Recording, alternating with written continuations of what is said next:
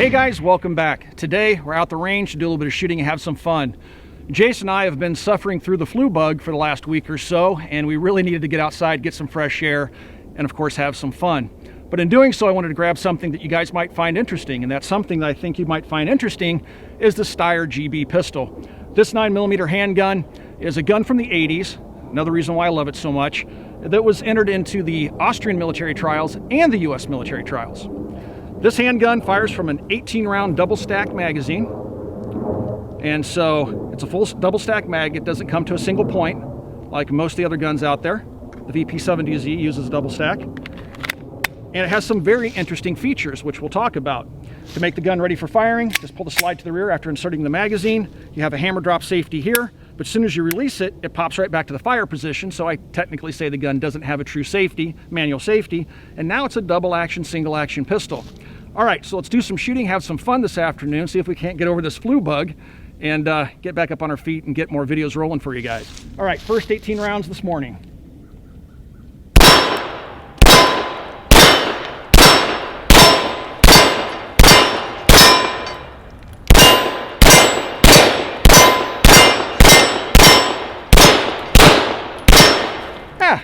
Had to miss one for my homies. Anyway, guys, let's talk about the Steyr Gb.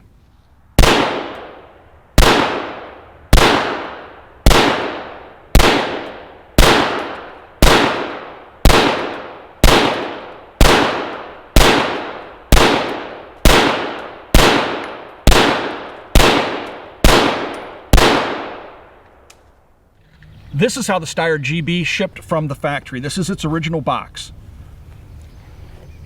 The cardboard's aging. It's very flimsy feeling, feels like modern day Chinese cardboard. But maybe that's just the way cardboard felt in general in the 80s. Even though I lived through it, I can't really remember the cardboard all that well. This is your owner's manual that would have shipped with the pistol.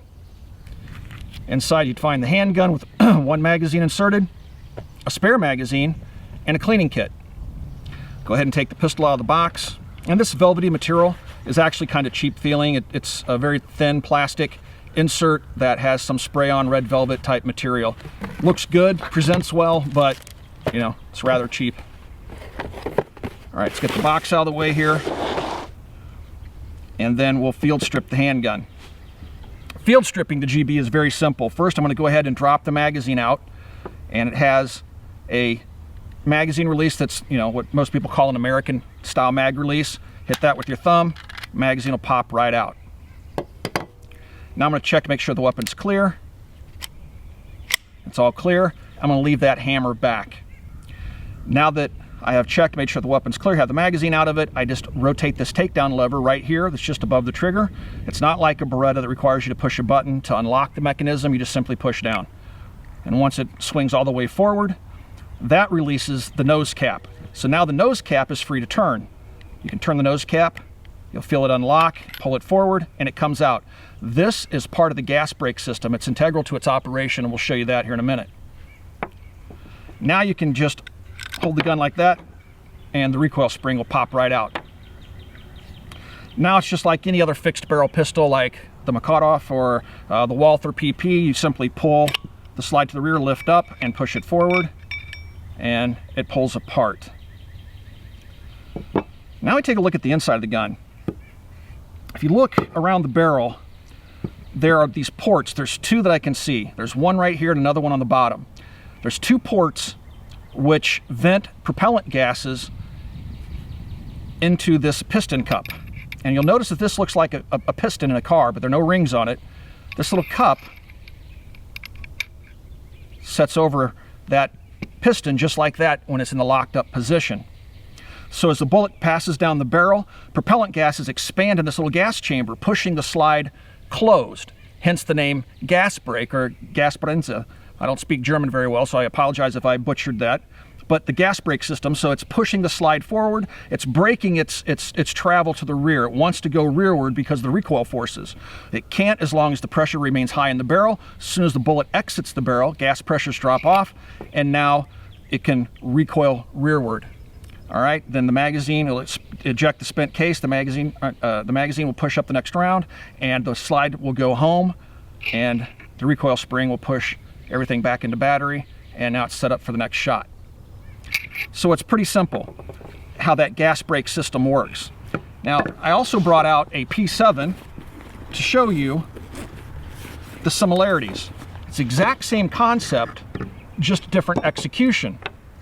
I feel that the HK solution is a little bit easier. This is the HK M13. I'm going to go ahead and make sure that this weapon's clear.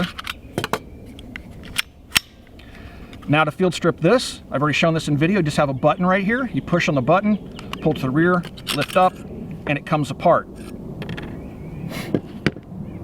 With the HK, you have this little piston rod, and you have a port just in front of the barrel, okay? Or I'm sorry, the chamber. So as the bullet starts to leave, the P7 immediately starts tapping propellant gases off, and those propellant gases push forward on that little piston arm. There's a little cup underneath the barrel assembly, and again, it's pushing the slide closed until the bullet leaves the barrel, and then the propellant gases drop off, and then the slide can come back under recoil force.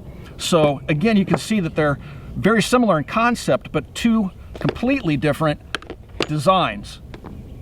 To put the Steyr back together, take your slide. I'm going to hold the hammer down, pull it back until you find that recessed slot, and push it forward. I'm going to go ahead, I can decock it using the decocker that's right here, and the hammer will keep that slide forward so I can invert it, don't have to worry about it sliding back. I'm going to take the recoil spring. It has a little U-shaped cut notch on the top, which lines up with the bottom of the barrel. Drop that in so that it lines up. Now you take your piston cup, put that back into place, push back and turn, and it'll lock right back into place. And now, last thing to do, obviously, is to put the locking lever, disassembly lever, back in its upward position. And now you can test the function of the pistol. Everything's all good, and it's ready to go back out to the range and do some shooting.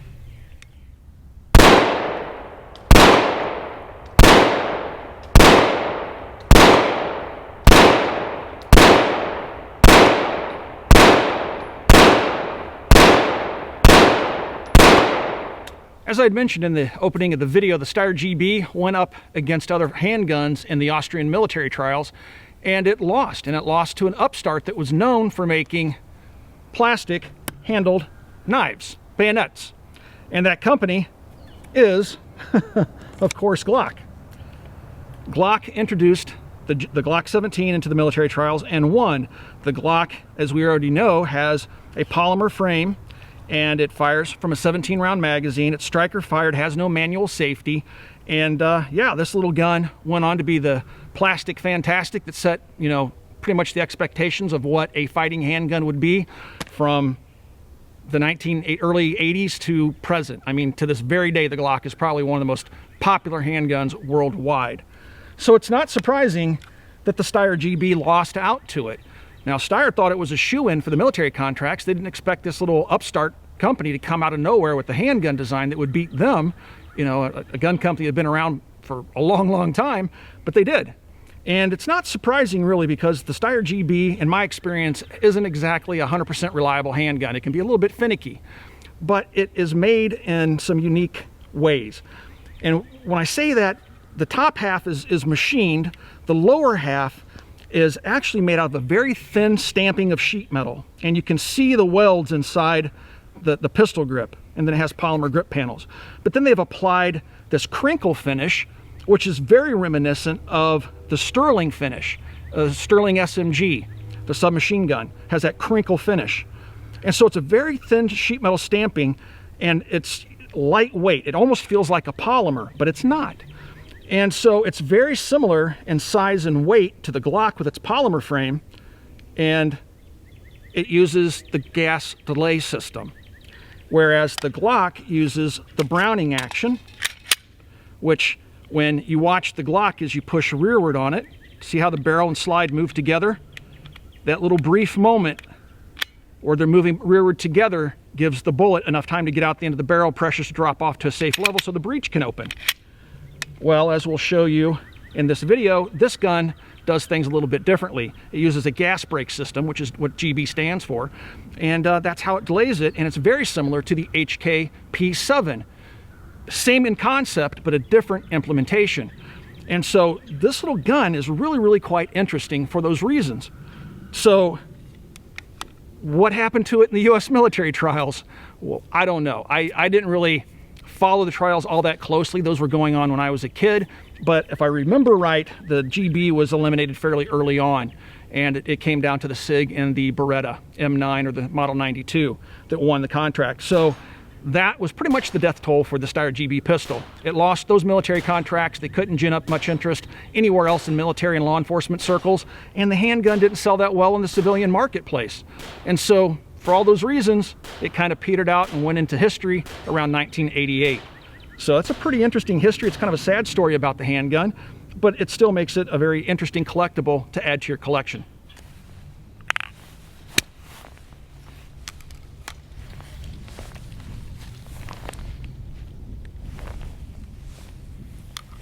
Give this thing a whirl.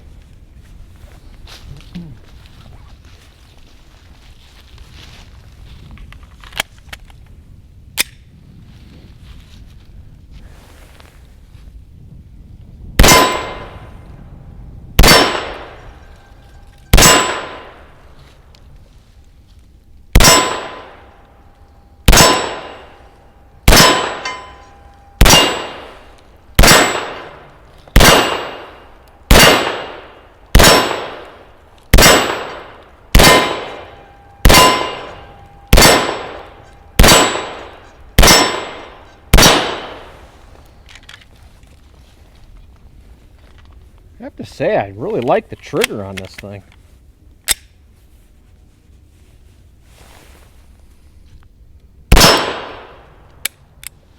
Ah, nice flinch.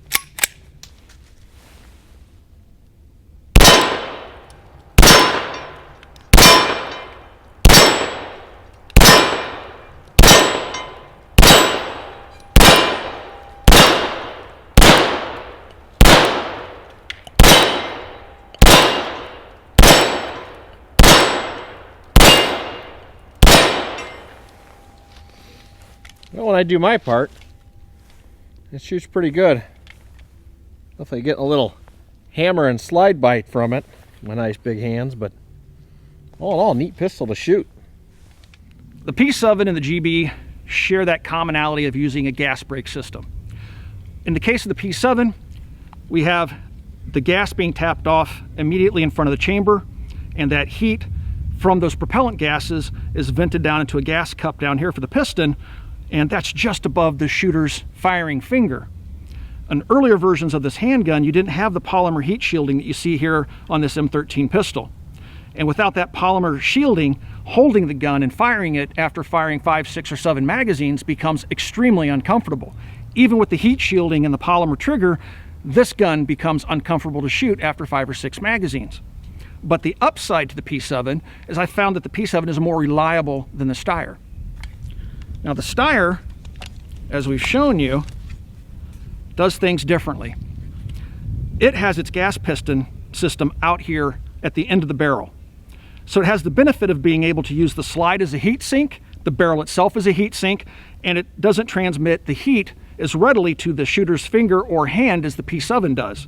But it's also interesting to note that the GB here has a stamped sheet metal lower, but this trigger guard is injection molded polymer. So that's interesting. I don't know if that's because they're trying to mitigate heat. I don't think so. I think that's just a fact. They had to do that to get the shape of the trigger guard because they were stamping the lower. Stamping that trigger guard probably would have been more difficult and time consuming than just using an injection molded part. So that's probably why. I don't think it has anything to do with the heat transfer, but I could be wrong. I'm not an engineer. So the Steyr is a little bit lighter feeling than the P7. It's a little bit bigger than the P7, maybe quite a bit bigger. But the trade-off is that you have this thing being 100% reliable, only holding 13 rounds, and this thing being somewhat reliable and holding 18 rounds. But it's interesting to see how two different companies accomplished the same thing just using two different designs. The ammunition that we're using out here this afternoon is Fiocchi 124 grain ball ammo. This is donated to the channel by Freedom Munitions. If you guys would like to buy some, Freedom gives all of our viewers a 6% discount. There is a code down below, and it's good for anything in their store. We receive no kickbacks from the use of that code. So it's pretty neat how this GB uses a double stack magazine. It makes loading the magazine very easy. Just put a round on top and push down. It's much like an AR-15 magazine. Just put a round there and push down. You don't have to push down and back like you would with a more conventional magazine. So it makes loading the mag very quick and easy. It's also worth noting that the magazine holds the rounds in such a way that the rounds are angled towards the chamber. So when you see that, you think, oh, it's, you know, I got to seat the magazine, and you'll tap it. But you'll find that there's nothing you can do. That's how the round is intentionally being held, probably to increase reliability. But it's a very, very easy magazine to load. And again, it holds 18 rounds, and the magazine is made out of a stamped sheet metal. All right, almost have 18 rounds in it. All right, take her over here real quick. Oh, all right. Good deal. I have 2 magazines. Load the pistol and decock it for that first double action shot.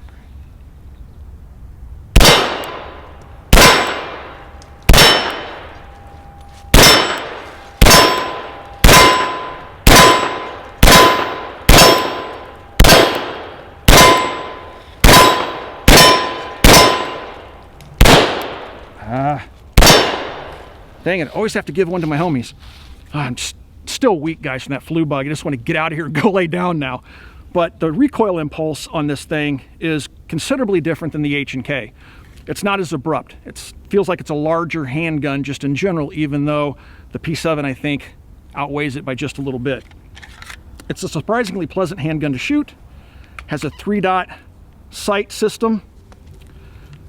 Let's see, grab one more magazine here.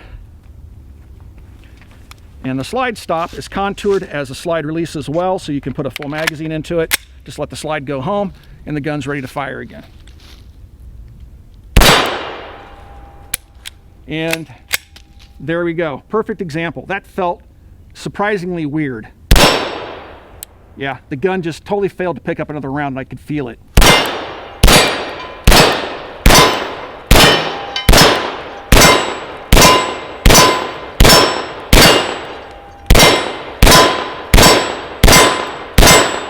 Yep, so there you go, guys. It malfunctioned for you there on camera. You'll probably have that happen every 100, 200 rounds. You'll have some sort of a malfunction with the gun. I can't say I've felt it do that before. Usually it'll get where the bullet will nosedive into the feed ramp. But yeah, there you go. So again, never had those types of problems with the H&K. Still, I like the gun for its historical significance. Well, guys, I have learned this afternoon I am not over the flu bug. My joints ache. I feel awful right now, so we're going to have to wrap this show up and get out of here. I'm going to go back and lay down and do some video editing. But I hope you guys enjoyed coming out to the range with us. Trust me when I say you can't get the flu through the lens of a camera. But yeah, it was a fun afternoon. Definitely needed to get back out onto the range. A week of no shooting is horrible, I've discovered. I don't know what I would do if I couldn't go shooting at least once a week. Now, as we saw, the Steyr Gb is not exactly a reliable handgun. It can be very ammo specific, and it can just be generally unreliable at times. And it seems that the gun stumbles the most as it starts to get warmer. So the more magazines you put through it, the more likely it is to have a malfunction, at least in my case with this particular handgun, but I've read of other owners having similar problems. So yeah, you got a good glimpse at it in its full glory because it stumbled a few times this afternoon. We probably fired about 350 rounds or so of ammunition this afternoon. And yeah, we had one nosedive, and we had 3 or 4 failures to cycle. And again, it happens when the gun gets warm. Guys, if you'd like to support us here on the Military Arms channel, the best way to do that is to swing by and become a Patreon supporter. We have a link down below, and it explains everything if you follow that link, but we are viewer supported. YouTube yanked our monetization over a year ago, and that's how we move forward and continue our efforts here on the Military Arms channel, not only in making videos, but also being extremely politically active in the defense of our Second Amendment rights. Another great way to support us is to swing by our t-shirt store at Forged from Freedom. Again, there is a link down below, and you can pick up any one of our t-shirt designs. And again, that directly supports us here at the Military Arms channel. And lastly, but not least, you can also check out coppercustom.com, which is our online store. Swing by and check us out over there. If you buy anything, even something as simple as a Mac patch, you can get 1 year free GOA membership. And that's simply by adding it to the cart. It won't add 1 cent to your total, and hitting submit You can purchase that patch or buy something else, but at least you get 1 year free of GOA membership, which goes to help fight for Second Amendment rights. I just hope that you guys renew your membership a year later. All right, let's see if we can get through 18 rounds. Now that we let the gun cool off a little bit, it'll make me a liar and have a malfunction while it's cool. Let's check out and go home. See if I can't kick this flu bug's butt. It's definitely kicking mine at the moment.